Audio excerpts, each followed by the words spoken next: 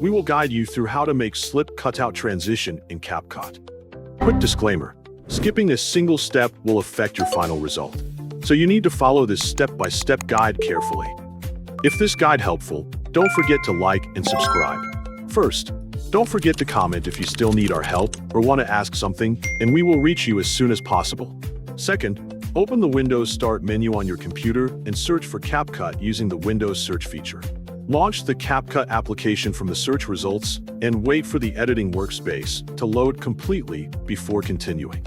Create a new project, then import the main video clips you want to use for the slip cutout transition. Drag the clips onto the timeline and place them side by side in the correct order. Move the playhead exactly 1 second into the beginning of the second video clip. Then click the split button to divide that section from the rest of the clip.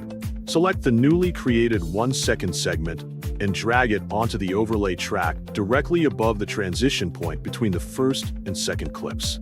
Click the overlay clip to select it, then open the video settings panel on the right side of the window. Navigate to the Remove Background section and enable the Auto Removal option to automatically separate the subject from the background.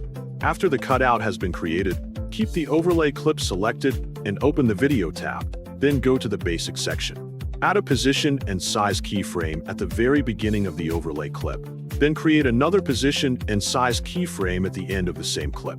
Return to the first keyframe and drag the isolated subject downward until it moves completely off the bottom of the preview window. Leave the second keyframe unchanged so the subject smoothly slides upward into its normal position during playback. Next, select the ending portion of the first video clip on the main timeline. Open the Video tab again, go to the Basic section, and expand the blend settings. Create an opacity keyframe at the beginning of the transition area, then add another opacity keyframe at the end of the transition and reduce the value to 50%. Preview the completed sequence to confirm that the cutout subject rises smoothly.